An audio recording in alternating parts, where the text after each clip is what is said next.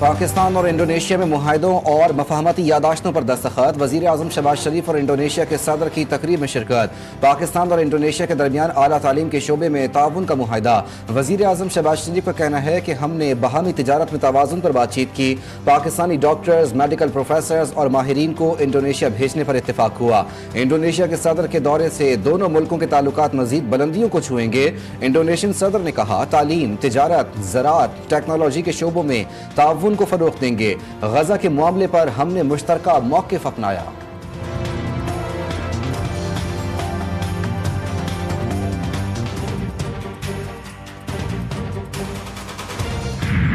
Indonesia کے صدر کا دورہ پاکستان، وزیراعظم ہاؤس میں استقبالیہ تقریب۔ وزیراعظم شہباز شریف نے انڈونیشیا کے صدر پرابوو سوبیانتو کا استقبال کیا۔ مسلح افواج کی چاقو چوبند دستے نے معزز مہمان کو گارڈ آف آنر پیش کیا۔ انڈونیشیا کے صدر نے گارڈ آف آنر کا معائنہ بھی کیا۔ انڈونیشیا کے صدر نے وزیراعظم ہاؤس کے احاطے میں پودا بھی لگایا۔ وزیراعظم شہباز شریف سے انڈونیشیا کے صدر کی ملاقات ہوئی۔ تعلقات کے تمام پہلوؤں کا جائزہ لیا گیا۔ دو طرفہ تجارت سے متعلق پیش رفت پر اطمینان کا اظہار۔ دونوں رہنماؤں کا دو طرفہ تعلقات کے مزید فروغ پر اتفاق۔ تجارت، دفاع، سلامتی، صحت، تعلیم سمیت مختلف شعبوں میں تعاون کے فروغ کا عزم۔ تجارتی حجم مزید بڑھانے کے لیے ترجیحی تجارتی معاہدے پر نظر ثانی کرنے پر اتفاق کیا گیا۔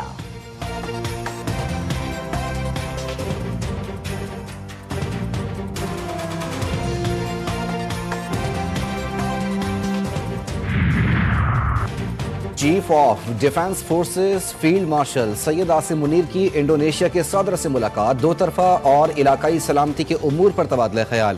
دونوں ممالک کے درمیان دفاعی شراکت داری پر بھی گفتگو۔ پاکستان اور انڈونیشیا کا دفاعی تعاون مزید مضبوط بنانے کے عزم کا اعادہ۔ انڈونیشیا کے صدر کی پاک فوج کی پیشہ ورانہ صلاحیتوں کی تعریف۔ پرابوو سوبیانتو کا خطے میں امن و استحکام کے لیے پاکستان کے کردار کا اعتراف۔ ملاقات میں تربیت، انسداد دہشت گردی اور استحقاق کار تعاون بڑھانے پر اتفاق۔ تاجر برادری کا معیشت کی بہتری میں بہت اہم کردار ہے۔ تاجروں کے مسائل کے حل کے لیے کردار ادا کرتے رہیں گے۔ چیئرمین پاکستان پیپلز پارٹی بلاول بھٹو زرداری کہتے ہیں معیشت ڈنڈے کے زور پر نہیں چلتی، چاہتے ہیں ملک میں ٹیکس نیٹ میں اضافہ ہو۔ 18ویں ترمیم سے پہلے سیلز ٹیکس FBR اکٹھا کرتا تھا۔ پاکستان میں بزنس کے حوالے سے تاریخ کو غلط پیش کیا جاتا ہے۔ ہم FPCCI ایڈوائزری گروپ کے ساتھ مل کر کام کریں گے۔ کوشش ہے پنجاب بزنس کمیونٹی سے کچھ سیکھنے کا موقع ملے۔ چین نے ہمارے لیے ایکسپورٹ کی جو گنجائش رکھی وہ ہم پورا نہیں کر رہے۔ IMF کی پاکستان سے سخت مالیاتی پالیسی جاری رکھنے کی سفارش۔ ٹیکس اور توانائی کے شعبوں میں اصلاحات، سرکاری اداروں کی اصلاح اور نجکاری پر زور۔ پاکستان کے لیے $1 ارب 20 کروڑ کی منظوری۔ IMF ایگزیکٹو بورڈ کے اجلاس کا اعلامیہ جاری۔ پاکستان کو $1 ارب فوری طور پر ملیں گے۔ لچک اور استحکام سہولت کے پہلے جائزے کی بھی منظوری۔ پاکستان کو اس مد میں $20 کروڑ حاصل ہوں گے۔ IMF کے مطابق پاکستان نے معاشی اصلاحات پر مؤثر عمل درآمد کیا۔ مہنگائی میں حالیہ اضافہ عارضی ہے۔ سیلاب کے باوجود پاکستان میں معاشی استحکام برقرار رہا۔ مالی خسارے میں کمی اور عوامی مالیات میں بہتری آئی۔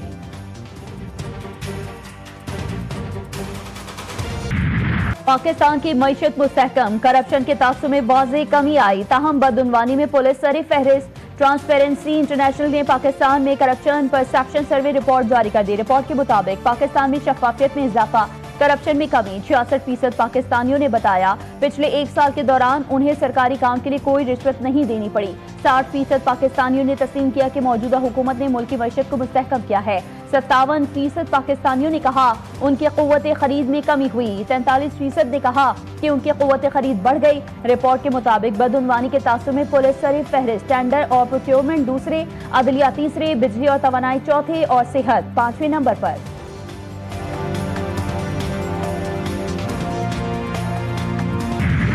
وزیر داخلہ محسن نقوی سے برطانوی وزیر مملکت برائے داخلہ کی ملاقات۔ برطانوی نائب وزیر خارجہ برائے پاکستان اور افغانستان ہمیش فاکنر بھی موجود تھے۔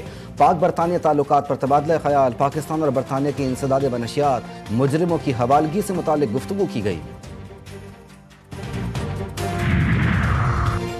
راولپنڈی کے اڈیالہ جیل میں بانی پی ٹی اے سے ملاقات کا روز۔ چیئرمین PTI بیرسٹر گوہر کی بانی پی ٹی اے سے ملاقات نہ ہو سکی۔ بیرسٹر گوہر علی خان دہگل ناکے سے بغیر ملاقات کے واپس روانہ، بانی کی بہنوں نے فیکٹری ناکے پر دھرنا دے دیا۔ علیمہ خان کہتی ہیں کہ میں آ گئی ہوں تمام ناکے توڑ کر، آؤ مجھے گرفتار کر لو، ہمیں تو ڈاکٹر لانے کی بھی اڈیالہ جیل میں اجازت نہیں۔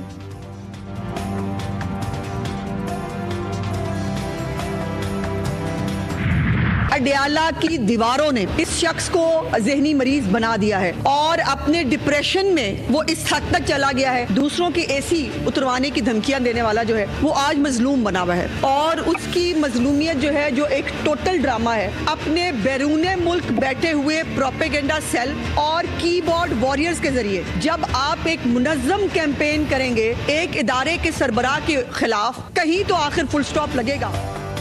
پنجاب حکومت کو چاہیے کہ ذہنی امراض کے ڈاکٹر کو بھی اڈیالہ جیل بھیجیں۔ ایک شخص ڈپریشن میں جا چکا ہے، یہ 2 سے 2.5 سال سے آئین شکنی کی باتیں کر رہا ہے۔ وزیر اطلاعات پنجاب عظمہ بخاری کی تنقید، بانی پی ٹی آئی کو بانی MQM2 قرار دے دیا۔ کہتی ہیں دھمکیاں دینے والا آج مظلوم بنا بیٹھا ہے، بانی پی ٹی آئی کی بہنوں کو ان کی کوئی فکر نہیں، وہ اڈیالہ جیل بانی سے ملنے نہیں اپنی سیاست چمکانے جاتی ہیں۔ 100 دفعہ بتا چکے ہیں کہ وہ اچھا خاصا ہٹا کٹا ہے۔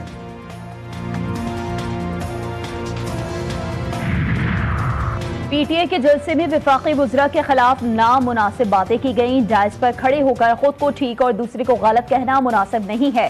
اسپیکر پنجاب اسمبلی ملک احمد خان کی گفتگو، بیرسٹر عقیل ملک نے کہا کہ خیبر پختونخوا میں پی ٹی آئی کے جلسے میں اداروں کے خلاف باتیں کی گئیں۔ بیرسٹر دانیال چودھری بولے، سوشل میڈیا کے ذریعے زہر آلود مواد پھیلایا جاتا ہے۔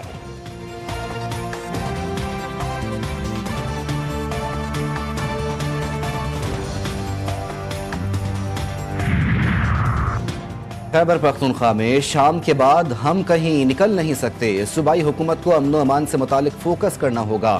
گورنر خیبر پختونخوا فیصل کریم کنڈی نے کہا اڈیالہ جیل میں بیٹھے شخص کی سزا ڈی چوک نہیں عدالتوں سے معاف ہوگی، وفاق کے ساتھ دلیل اور دلائل کے ساتھ بات کرنی چاہیے، امن ہوگا تو ترقیاتی کام بھی ہوں گے اور خوشحالی بھی آئے گی۔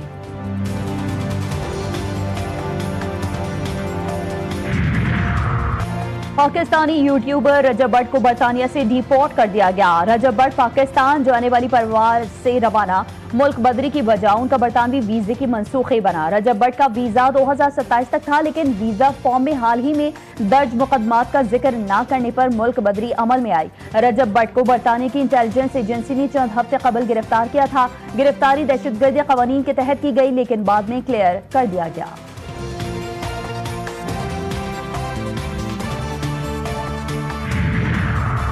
اسلام آباد میں بلدیاتی انتخابات 15 فروری 2026 کو ہوں گے۔ الیکشن کمیشن نے شیڈیول جاری کر دیا، کاغذات نامزدگی 22 تا 27 دسمبر جمع کروائے جا سکیں گے۔ امیدواروں کی حتمی فہرست 16 جنوری کو آویزہ کی جائے گی، اسی روز انتخابی نشان الاٹ کیے جائیں گے۔ اسلام آباد ہائی کورٹ کے جسٹس طارق جہانگیری کے خلاف جعلی ڈگری کیس قابل سماعت قرار۔ اسلام آباد ہائی کورٹ کے چیف جسٹس سرفراز ڈوگر کی سربراہی میں ڈویژن بینچ نے جسٹس طارق محمد جہانگیری کو نوٹس جاری کر دیا، تمام فریقین کو 3 دن میں جواب جمع کروانے کا حکم۔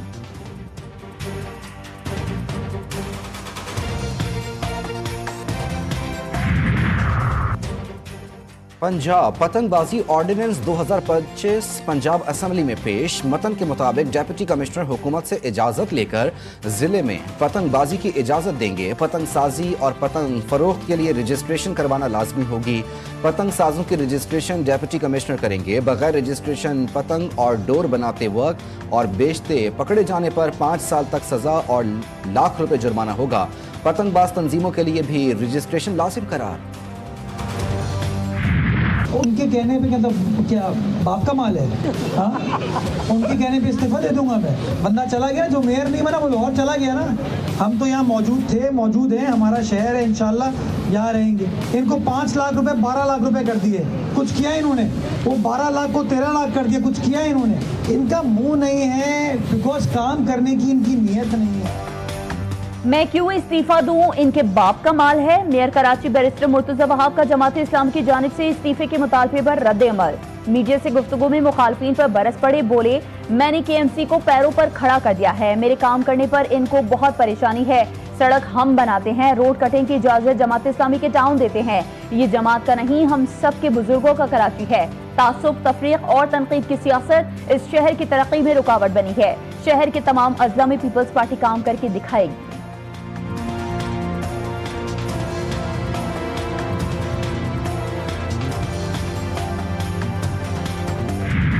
ڈاکٹر وردہ کو اغوا کے 1 گھنٹے بعد ہی قتل کر دیا گیا تھا۔ ڈی ایچ کیو اسپتال سے اغوا کے بعد قتل کی جانے والی ڈاکٹر وردہ کے قتل کیس میں اہم انکشافات۔ ملزمان پہلے جناح آباد کے زیر تعمیر مکان میں لے گئے جہاں خاتون کو گلا دبا کر قتل کیا گیا اور لاش ٹھنڈیانی کے قریب دفنا دی گئی تھی۔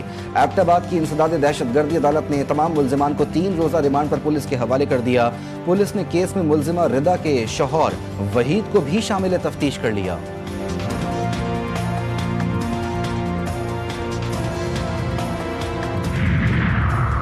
شکارپور میں منچھر شیخ کے علاقے میں پولیس اور ڈاکوؤں میں مبینہ مقابلہ، 9 ملزمان ہلاک، فائرنگ کے تبادلے میں ڈی ایس پی گڑھی یاسین ظہور سومرو اور خاتون ڈی ایس پی سمیت 4 اہلکار زخمی، لاشوں اور زخمیوں کو اسپتال منتقل کر دیا گیا۔ وزیر داخلہ سندھ ضیاء الحسن لنجار کا کامیاب آپریشن پر ایس ایس پی شکارپور اور پولیس ٹیم کو شاباش۔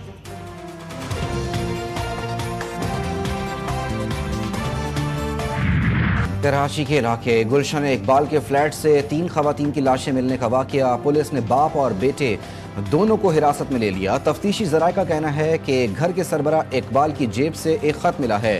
خط اقبال کی موت کے بعد ظاہر ہونا تھا۔ اقبال کے مطابق بیوی، بیٹی اور بہو اس کے سامنے مرے۔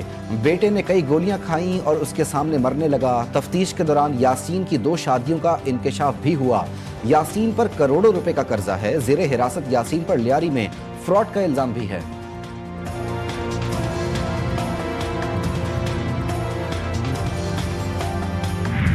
لاہور میں افسوسناک حادثہ، وارا ستار اسٹاپ جی ٹی روڈ پر مکان کی چھت گر گئی۔ حادثے میں 3 افراد جاں بحق، شناخت 28 سالہ احمد قدیر، 30 سالہ امیر حمزہ، 23 سالہ ارسلان مظہر کے ناموں سے ہوئی ہے۔ Urban search and rescue team نے ملبے سے 2 افراد کو زندہ نکالا۔ گھر کی چھت مٹی اور گارے سے بنی ہوئی تھی۔ آرڈیننس 2025 نامنظور، ٹرانسپورٹ ایسوسی ایشن کی ملک گیر پہیہ جام ہڑتال۔ منی مزدا گڈز ٹرانسپورٹ ایسوسی ایشن کا ملک بھر میں آپریشن معطل۔ وزیر ٹرانسپورٹ سے مذاکرات ناکام، آئندہ کے لائحہ عمل کا اعلان کرنے کا عندیہ دے دیا۔ ہڑتال کے باعث شہروں میں سامان کی ترسیل متاثر، کراچی میں بھی گڈز ٹرانسپورٹر سراپا احتجاج، ماڑی پور میں ٹرانسپورٹرز احتجاجی کیمپ میں بیٹھ گئے۔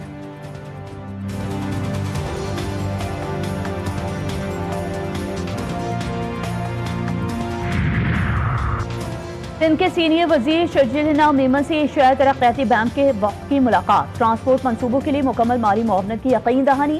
صوبائی وزیر نے بتایا کراچی کے لیے بایو گیس پر چلنے والی بسز کی خریداری کے عمل کو باضابطہ شروع کیا جا رہا ہے۔ بایو گیس اور الیکٹرانک وہیکل سے ماحولیاتی آلودگی میں کمی لانے میں مدد ملے گی۔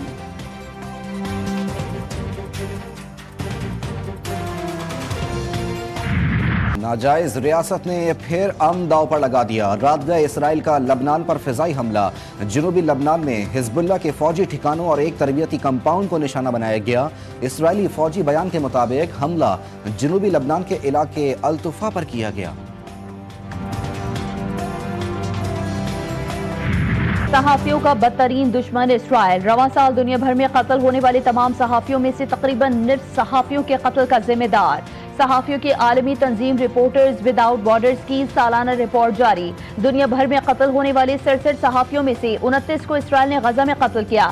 خان یونس میں 25 اگست کو ہونے والا اسرائیلی فوج کا ڈبل ٹریپ حملہ صحافیوں کے خلاف بدترین حملہ تھا۔ حملے میں 5 صحافی مارے گئے تھے۔ غزہ جنگ کے آغاز سے اب تک تقریباً 220 صحافی قتل ہو چکے۔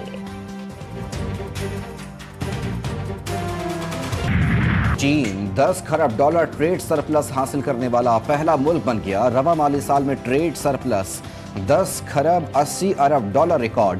2024 میں چین کا ٹریڈ سرپلس 992 ارب ڈالر تھا۔ اور پاک اور آسٹریلیا T20 سیریز، آسٹریلیا کی ریکی ٹیم انتظامات کا جائزہ لینے لاہور پہنچ گئی۔ ریکی ٹیم قذافی اسٹیڈیم، NCA اور LCCA گراؤنڈز کا معائنہ کرے گی۔